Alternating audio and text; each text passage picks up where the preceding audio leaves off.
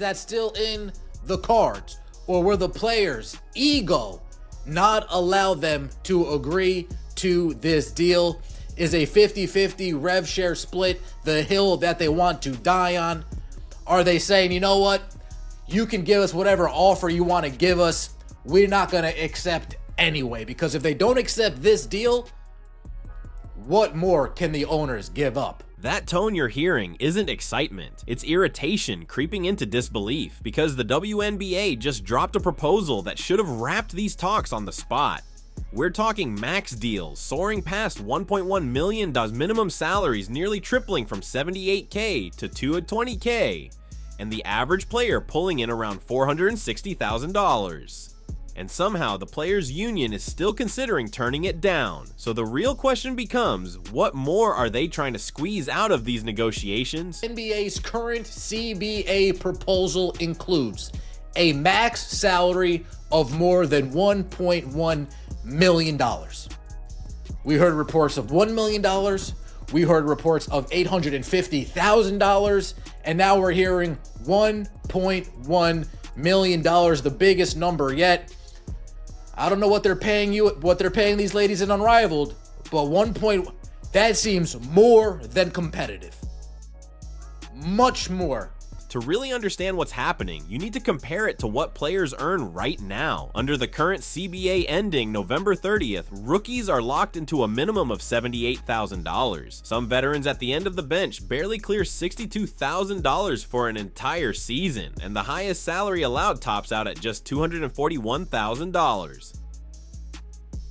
This new offer doesn't nudge those figures upward, it blows them out of the water. Rookie minimum would spike by 182%, and max contracts would explode by nearly 400%. That's not a slow negotiated climb. That's the league essentially saying, this is every dollar we can offer without pushing teams into financial collapse.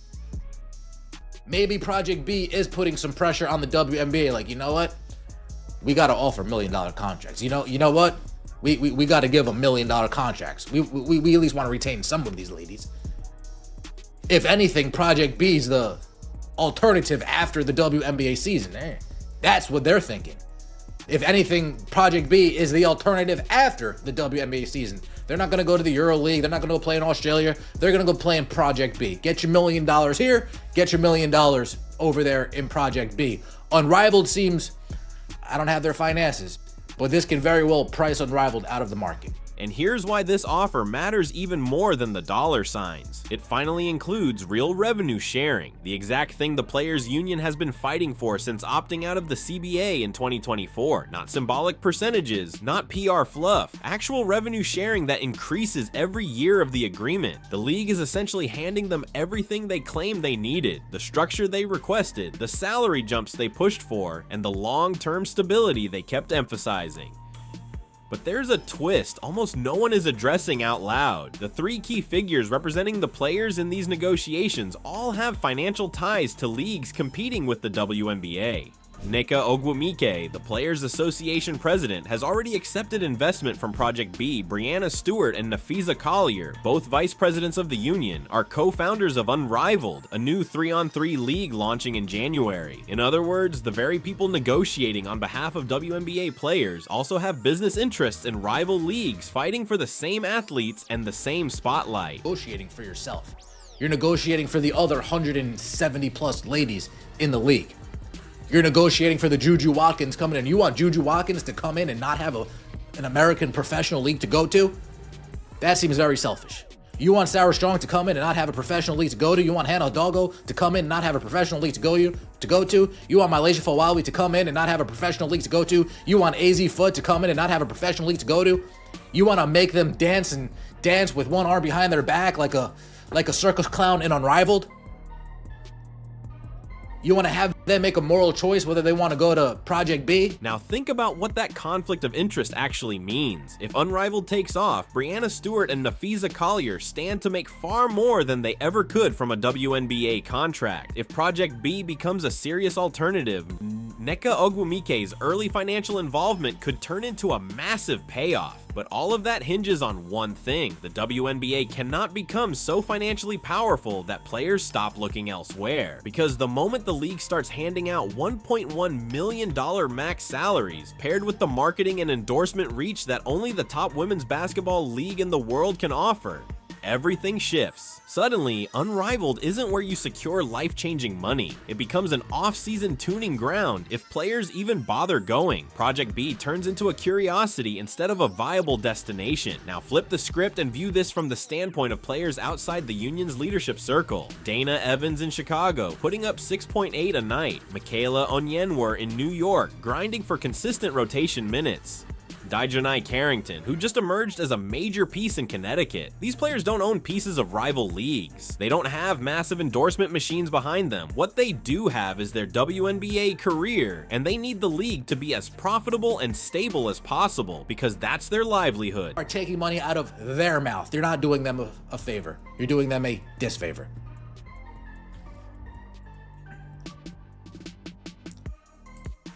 Let's get right into it. WNBA latest CBA proposal would put max salary over $1.1 million with revenue sharing, AP source says.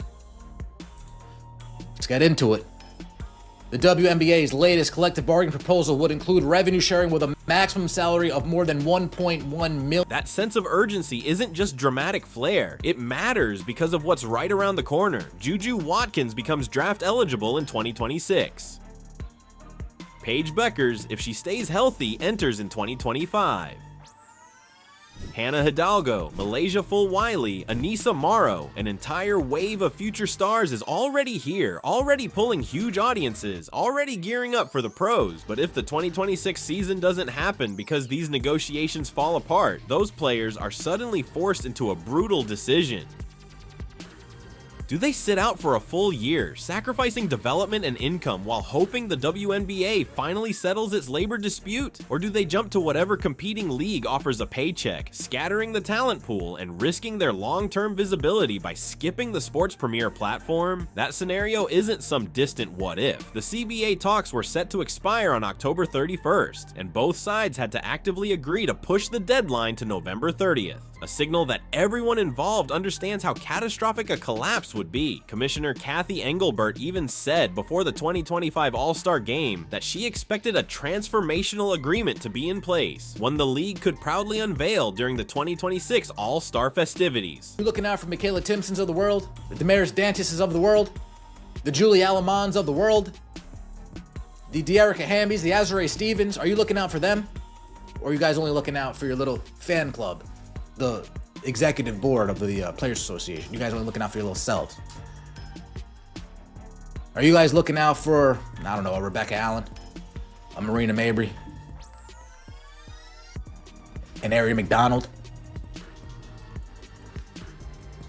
People familiar with the WNBA's latest proposal describe the plan to the AP as a highly lucrative package providing substantial increases over That comparison to Project B shows exactly why the WNBA is pushing so hard right now. Unrivaled is offering players $100,000 just to take part in a 6-week 3-on-3 run in Miami. For athletes currently earning around $78,000 for an entire WNBA season, that's a massive incentive. Project B, while still a bit murky in its financial structure, is clearly trying to position itself as a full season alternative with salaries that can compete. So the WNBA's counter is simple: make the financial gap so wide that rival leagues can't realistically keep up. If a player can pull in $1 million in the WNBA, plus enjoy the endorsements, the national spotlight, and the surging media coverage that comes with playing in the top women's basketball league, why would she jump to a startup offering similar pay but almost none of the visibility? This proposal sends a very clear message. To Unrivaled, you're welcome to operate as an off-season development option, but you're not replacing us. And to Project B, you're not taking our stars. We're paying them amounts you simply cannot match. big salaries. I'm telling you right now, if I'm Caitlin Clark, if I'm A'ja Wilson, I am calling these ladies. I don't know if Caitlin Clark's going to do that, but if I'm A'ja Wilson, I'm calling Nafisa Collier, Breanna Stewart, Nneka Ogwumike, and I'm putting my foot up their ass. Seriously. Guys, my dream is not to play in fucking Project B. My dream is not to play it unrivaled. I'm putting my foot up their fucking ass. If I'm Asia, I'm swallowing my pride and I am calling Sabrina. I'm swallowing my pride and I'm calling Caitlyn. We gotta be on a unified front. The three of us gotta be on a unified front. And we gotta go head to head with those three and let them know we're not taking part in this bullshit that you guys are taking part in.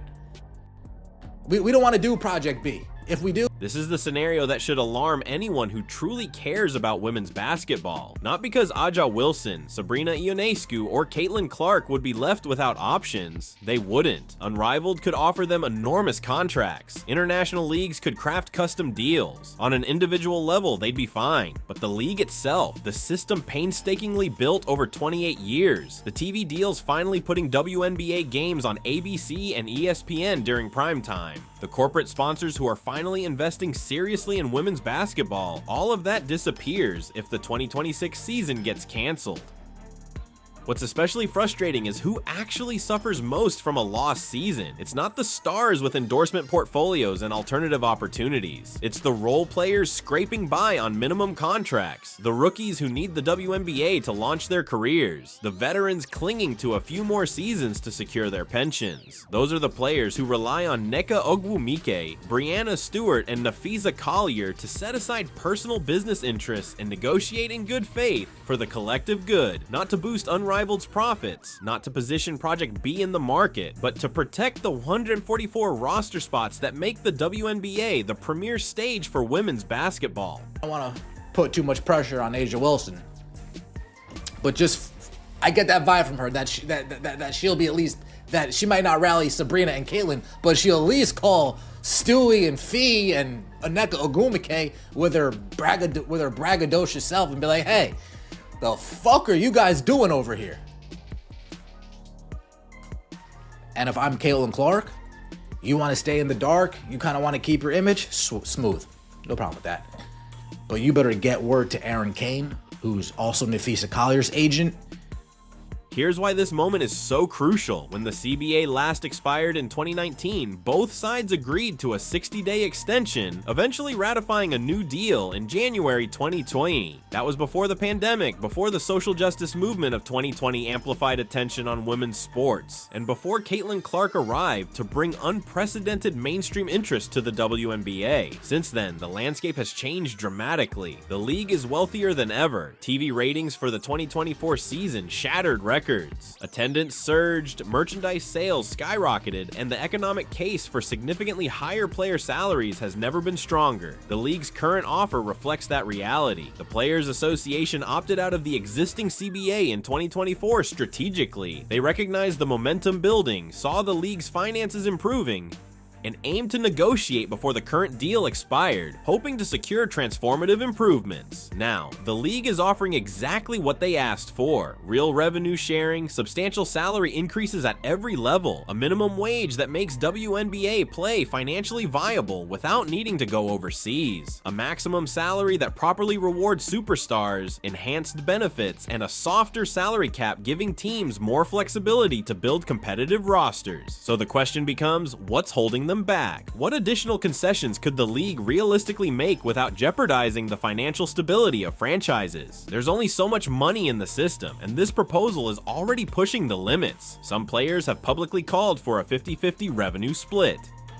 But that's not feasible for a league still building its foundation. Even the NBA, a 78-year-old league, doesn't give players 50% of total revenue. They get roughly half of basketball-related income, which excludes key revenue streams. The WNBA, at just 28 years old, still has several franchises striving for consistent profitability. While the league's financial position is improving rapidly, a true 50-50 split isn't sustainable. Unprofitable franchises don't benefit anyone, not the owners and not the players. This offer represents a balanced middle ground. It acknowledges the league's growing financial strength while respecting the reality that the WNBA is still expanding. It guarantees immediate, meaningful salary increases, establishes a revenue-sharing structure that will grow as the league grows, and creates financial security for players at all roster levels. If the Players Association walks away from this, they need to clearly explain why. Specifics, numbers, revenue sharing percentages, benefits upgrades. Vague statements about wanting to be valued aren't enough, because from the outside, it looks like the league is saying yes to every reasonable demand. If this offer isn't sufficient, if the executive board rejects $1.1 million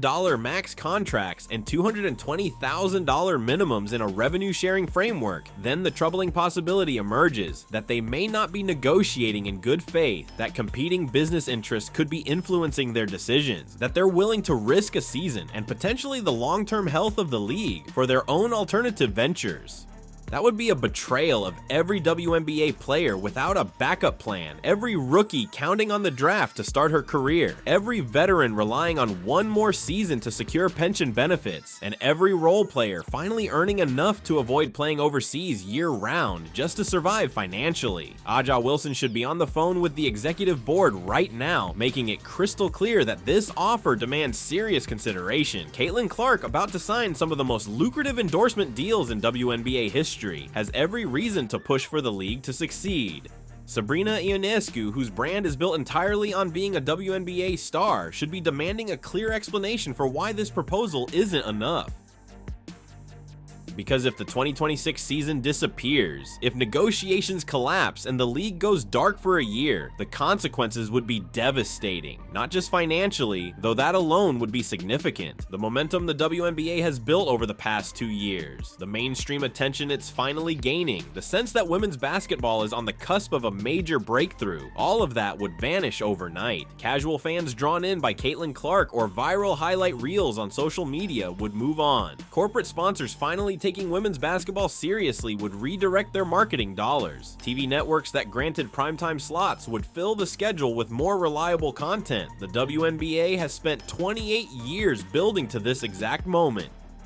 This offer is the league's acknowledgement that the time has come, that players deserve compensation that reflects the value they're creating. Turning it down doesn't make the Players Association look principled, it makes them look unreasonable. The question for Nneka Ogwumike, Brianna Stewart, and Nafisa Collier is simple. Are you negotiating for the benefit of WNBA players or for your own alternative ventures? Right now, those two interests appear to conflict. Choosing your leagues over the WNBA doesn't just harm the league, it hurts every player without a backup plan. The deadline is November 30th. The offer is clear: $1.1 million in maximum contracts, $220,000 minimums, and revenue sharing that grows year after year. Everything the Players Association said they wanted is on the table. Accept it or clearly explain why it's not enough. Vague statements about wanting to be valued won't cut it anymore, not when the numbers speak for themselves.